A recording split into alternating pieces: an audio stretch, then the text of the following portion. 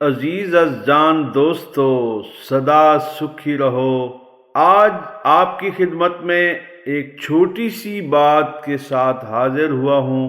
دیکھنے میں یہ بات چھوٹی ہے لیکن کرنے میں اس سے بڑا شاید کوئی ہو۔ تو آئیے جانتے ہیں کہ وہ کیا چیز ہے جو دیکھنے میں تو چھوٹی ہے لیکن کرنے میں بہت زیادہ بڑی ہے۔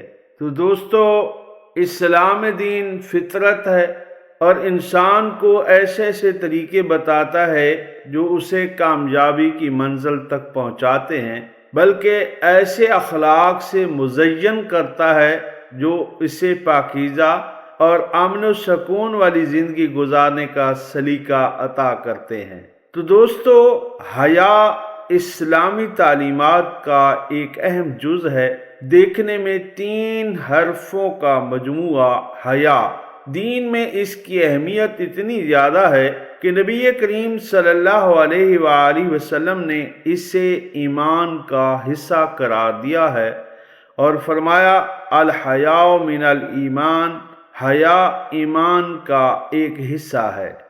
حیا اور ایمان ایسے لازم و ملزوم ہیں کہ جس شخص میں ایمان ہوتا ہے اس میں حیا بھی لازمی ہے، اور جس میں حیا نہیں ہوتی اس میں ایمان کی بھی کمی ہوتی ہے۔ گویا حیا ایک مومن کی صفت لازمہ ہے۔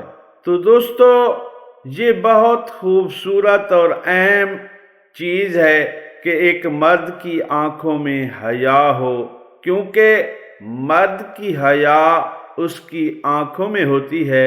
تو آج جانتے ہیں کہ ایک عورت کا زیور کیا ہے، ایک عورت کے لیے سب سے بڑی خوبصورتی کیا ہے۔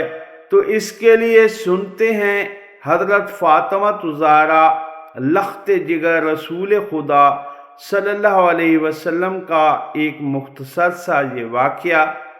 دوستو، ایک مرتبہ مدینہ کی عورتوں میں یہ بحث چھڑی کہ عورت کا اصلی زیور کیا ہے۔ تو کسی عورت نے کہا کہ عورت کے ہاتھ خالی نہیں ہونے چاہیے، کسی نے بولا کہ اس کا ناک خالی نہیں ہونا چاہیے، کسی نے کان، تو کسی نے گلا کہا۔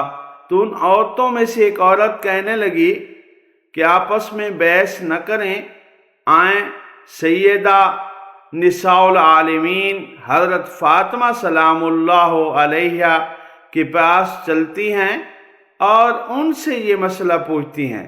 تو وہ سبھی آپ کے پاس حاضر ہوئیں۔